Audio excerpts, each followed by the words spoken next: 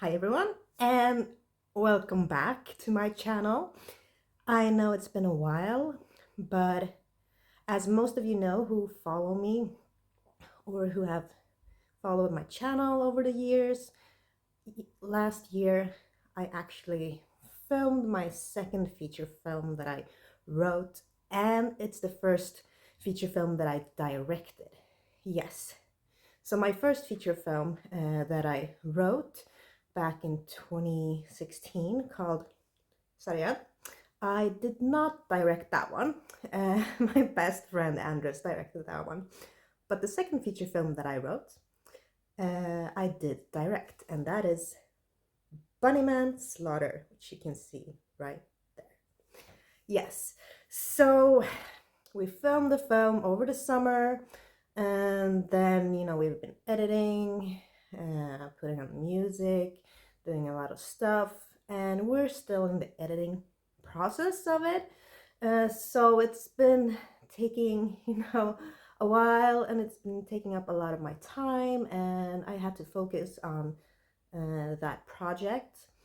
And so yeah, I did not have a lot of time to focus on my channel, but now I feel it's the right time to go back to it. Yeah, I've missed my channel, and I've missed all of you guys, and I hope you've missed me, and I hope you will check out my future episodes. Yes. So my episodes will be looking a little different than usual. Before, I used to review one movie usually, and that was it.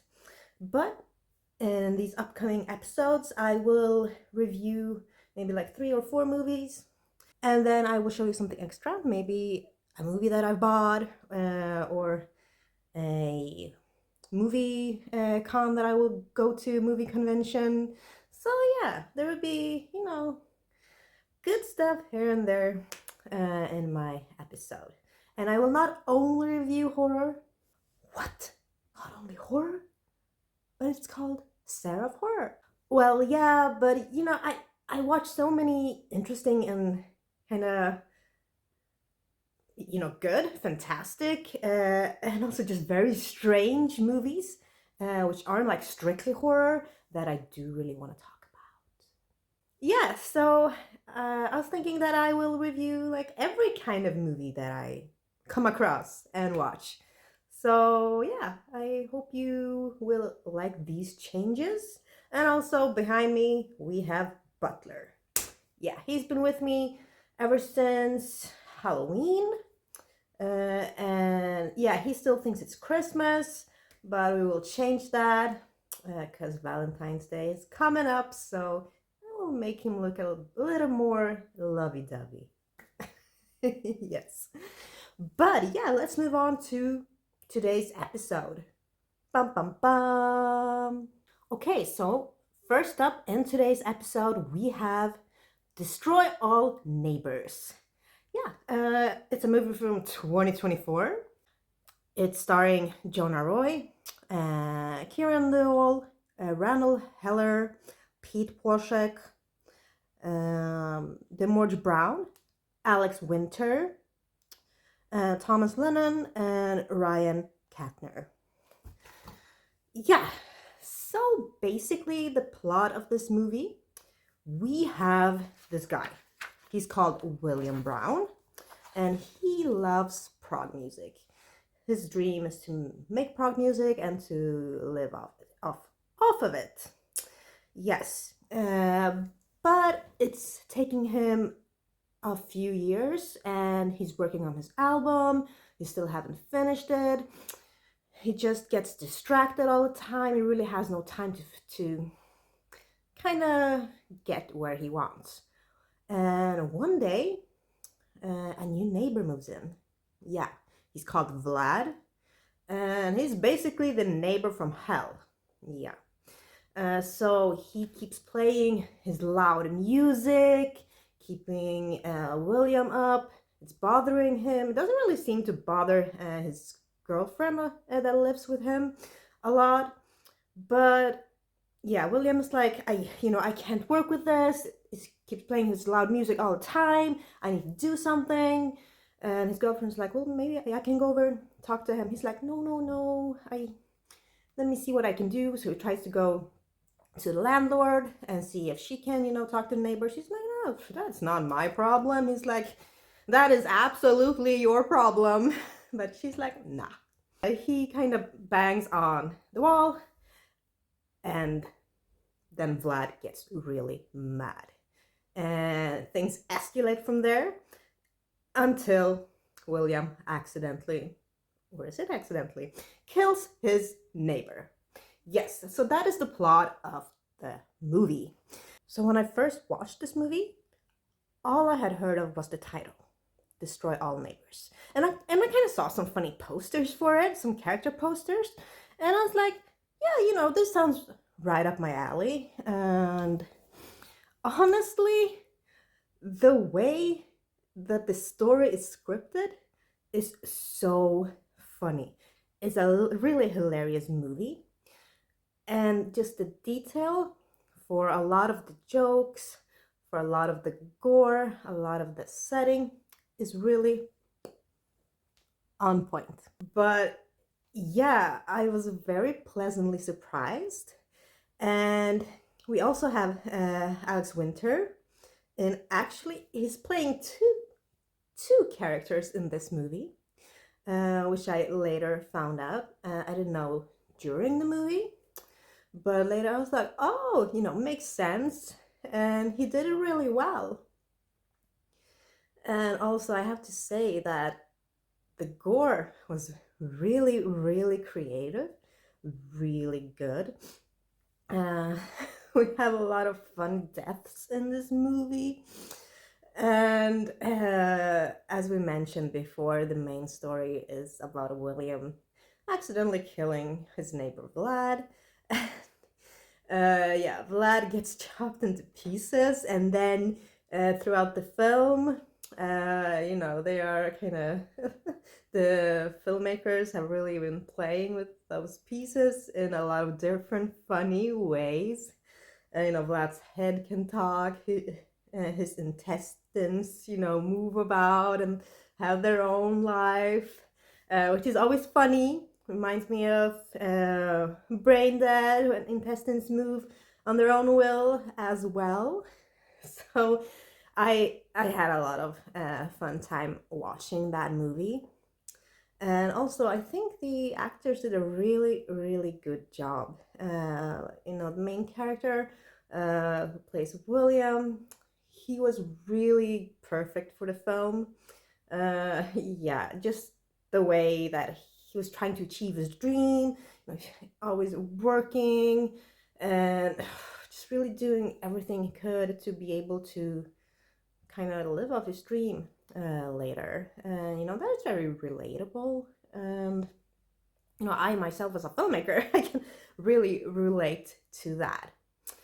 And just the way that he got more and more deeper into things as things escalated, and just the way that the filmmakers put William in all of these different situations was really creative. And it just seemed like he couldn't really get out of those situations without making it worse. And it was just so funny, and maybe a bit sad at the same time, but mostly just hilarious. So I was just wondering, how will he get out of this one? It's wow, that's yeah. And I also really liked his landlord, this older woman, who was always bugging him to help her with the lights, the electricity. And he was like, but it's your job to hire an electrician, because I don't really know what I'm doing. But she's like, it's fine. But she was always like interested in his music and his album. She was like, maybe I can help with something. I really liked her. And then we also have the editing. So the editing, I thought it was really good, really creative. There were a lot of fast cuts between like especially when William was thinking about things, then it kind of there's this montage or situation piece where it kind of cuts from different people, like what they said, what happened to William, what he remembers, and it goes like faster and faster and faster and faster. And I really appreciated that kind of editing style because it really fits the movie really well.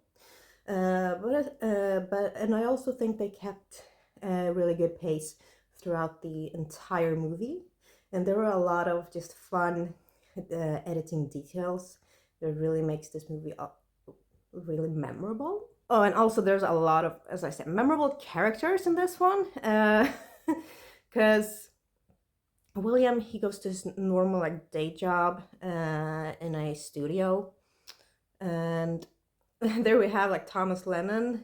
He's his boss basically, and they have a new artist, Caleb Bang Jansen, who insists that they have to pronounce his entire name every time they mention Caleb. It's not Caleb, it's Caleb Bang Jansen. It's quite hilarious. Yes, and you know it's everything just escalates in that studio, which is also kind of written hilariously. And yeah, the actors do a really good job, which just further shows just the pressure that William is under, and just that that day job. He really wants to work on his own music, and he actually brings some of his own music to show to his boss, but he gets ridiculed by Caleb Bang Jansen. Yeah, it's the situation between them is quite hilarious as well. Yeah, and also just the climax, the ending, it was really thought out and fun as well. The cinematography was really cool during that sequence. I mean, the cinematography has been really good throughout the entire movie, but I think they really heightened everything during the climax, which was very fun to see. And yeah, I had a really good time watching the film. I laughed a lot, and I think this is a really great way to open the indie horror scene in 2024. So yeah, I will grade this one an 8 out of 10. So yeah, I mean, Destroy All Neighbors, fun watch, and if you ever get a chance to watch the film, do it. Okay, so moving on to our next film that I will be reviewing in this episode. And trust me, it's a special one. Okay, so this is not a feature film, it's a short film actually, and this is called Possibly in Michigan. It's from 1983, and it is directed by Cecilia Condit. It is starring Jill Sands, Karen Squadani, Bill Bloom, and Cecilia Condit. So the story, well, this is kind of artsy short film. Okay, the story, or okay, the simple story. We can get to the more complicated story later. The simple story is about these two women, Sharon and Janice. They are at the mall being stalked by a guy named Arthur. Yeah, so that is the basic story. So that was all I knew before watching this film. So I was like, oh, okay, so this will be like kind of, they will be stalked by this guy. Will they get away? Yeah, it will be pretty exciting, hopefully. But what I saw was completely different. It started out that they were in the mall, and then we see this guy, actually played by Cecilia Condit, wearing a mask. And yeah, this mask. And it is quite, that uncanny valley feeling with the mask. Yeah, I got that. I was like, okay, the mask is pretty creepy. I really don't know why, but yeah, it is kind of an uncanny valley feeling. So I was like, yeah, we're off to a good start. I want to see more. Yeah, these women are in a perfume store because these women, they love their perfume. And then they start talking. And that was so weird. I was like, no, that's not the way they act. This must be like a director's choice. Like, you will be talking in this certain over the top, really kind of, yeah. That was the kind of way they were talking. So that had to be like a choice by the director, hopefully. And then, someone starts singing and it gets even weirder. This short film is just really super strange, but it is quite fascinating. Like, I couldn't stop looking or watching because everything that happened was just wow. They were like fast. The edit was, they cut from scene to scene, place to place, character to character, different environment to this different environment. But things kind of progressed because we always came back to the same kind of different things that were being cut to. So at least that, the story was progressing. We kind of got to see what happens with the characters, but it is done in a very artsy kind of way. Afterwards, my friend, he actually looked up, some things about the movie. And then he was like, oh, okay, makes a little bit more sense. Okay, so the kind of backstory to this film is that the director, Cecilia, she was living with or dating a killer, basically a serial killer at that time. And she based this movie off of that, basically. Like, I don't know in depth about their relationship or how much she knew at that time or when she found out or that he was a killer. But yeah, this movie is based on that.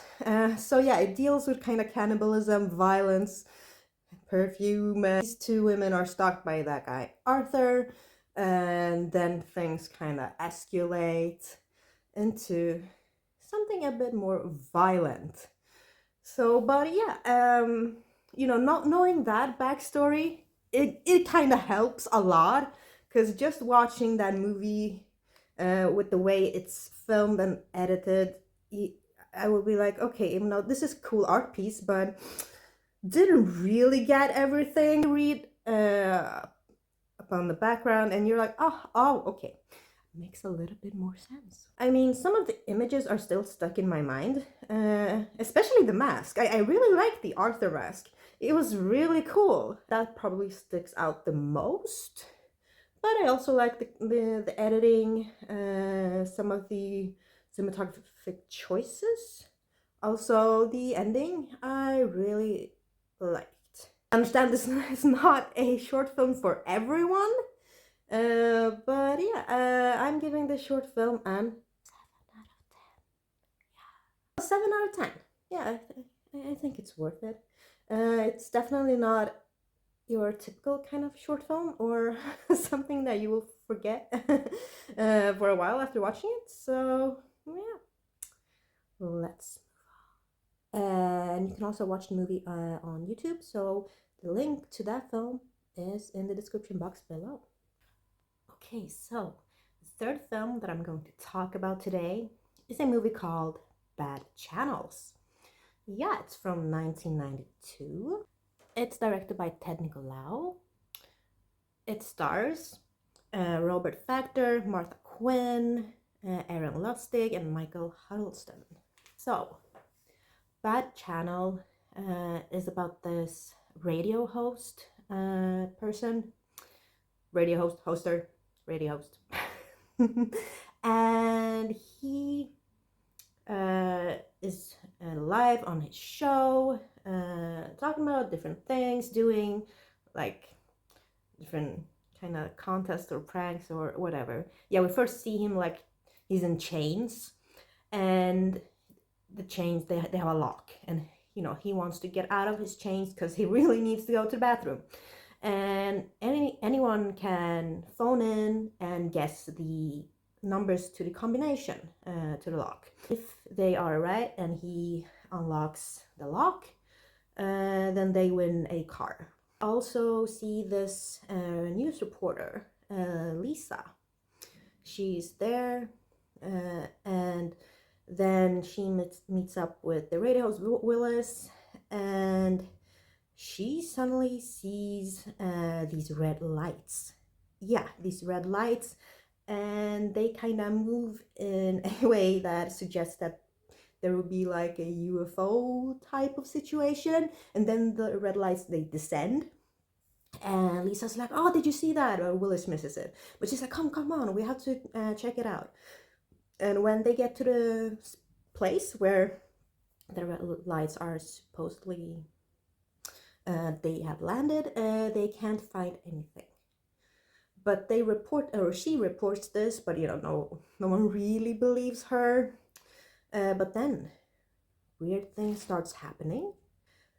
Yeah, aliens start to show up. Yeah, we see this alien, and it has a robot with him, kind of like a BB-8 kind of thing. Yeah, and they kidnap women by making these women see and hear music by a band they really like, and they start dancing, and then they are kidnapped and put into these kind of little tubes. Yeah, so that's the premise of this movie. When I heard the premise, I was like, you know, it sounds a bit quirky, it sounds like fun, you know, some science fiction in there. Yeah, I want to watch it. Unfortunately, this movie kind of fell flat. It did have a few kind of fun, enjoyable moments, especially towards the end. I would say like the last 20 minutes were a lot better than the first hour or so of the movie. And the performances from the actors, you know, they were fine, they were okay. But I have to say the kind of pacing of the film was a bit slow at times, and just not done in a quite effective way. As I said, these girls that get kidnapped, they see and hear the music or a song of a band they really like, and they start, you know, dancing or jamming out, or you know.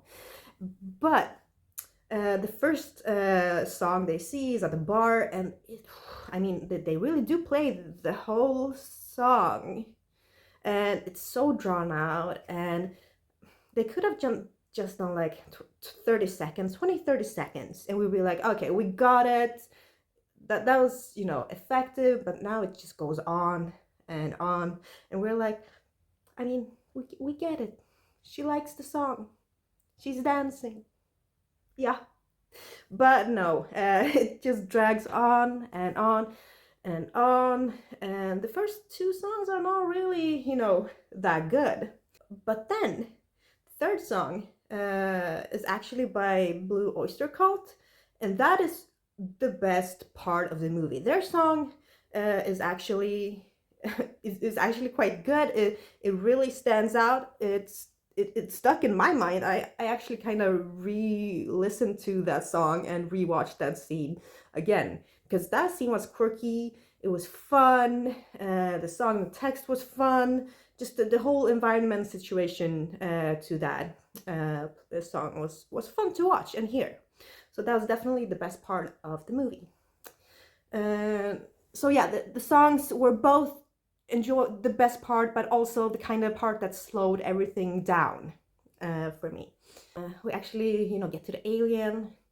It's okay looking, you know, for 92. The little robot, as I talked about, it's okay. And they kind of deal with these kind of tentacle thingies right before they kidnap someone, and it looks very funny. It looks very funny. And these small tubes that they women end up in are quite funny too, because, you know, their voice changes because they become really small, and that's quite hilarious. And then another creature shows up towards the climax, the end of the film, which I actually enjoyed a lot. I would have loved to see more of that, more of those kind of quirky creatures, and I think it reminded me a little bit of Little Shop of Horrors. Yeah, which was a good and positive thing. The first half of the film, not really that memorable, if I have to be honest. And yeah, I would have love to see more quirky and fun things right from the beginning. Let me see what it can get. Butler, what do you think? This movie will get a 4 out of 10. Yeah. Oh yeah, I mean, it's not like horrible or anything. Like, if you want to watch it. There are some, fun, memorable things in the film. If you enjoyed the film, please let me know. Okay, let's move on to the last film of today. Time to review the last movie in today's episode. And coincidentally, it's also a movie from 1992. Huh? And it's called Stay Tuned. So it's directed by Peter Hyams, and it's starring John Ritter and Pam Dawber, Jeffrey Jones, and Eugene Levy. This movie is about Roy, played by John Ritter. He loves watching television. He loves it so much. Even in one scene, his wife gets so sick of him watching television that she destroys the TV. But guess what? He has a backup TV. Yeah. We could all learn from him. But yeah, so he loves watching television so much, and his wife is really sick of it because, she doesn't feel like he spends enough time and focus on her and what she has to say and what she goes through. He just spends all his time and energy watching TV, basically. And then this mysterious character kind of shows up, played by Jeffrey Jones, called Spike. And since, Roy's original TV gets destroyed, he offers him this kind of new TV, a huge TV with a really huge satellite in the backyard. And, in the contract, it's, says something that it has like 666 channels, ha ha ha, and something about soul, haha, 666 and soul in the same sentence and contract is not suspicious at all. So Roy's like, wow, that is fantastic. Let's, sign it. So he does. And then when Roy is outside, he's having an argument with his wife Helen, and they get sucked in the satellite system, and they get sucked into the television, to Hellovision.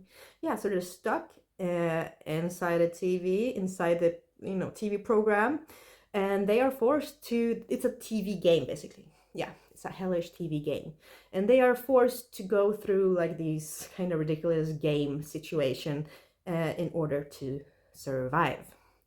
Yeah, so it's a really fun premise. When I read that, I was like, yeah, definitely watching this one. It's quirky, it's probably fun, and it's John Ritter and a lot of good actors. I was correct.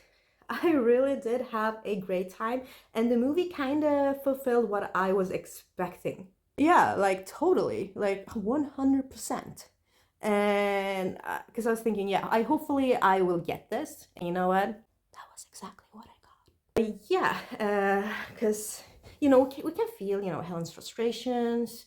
But as someone who loves watching movies and TV, I can understand Roy's obsession. But yeah, I mean, you have to have a compromise, of course, so I can understand both sides.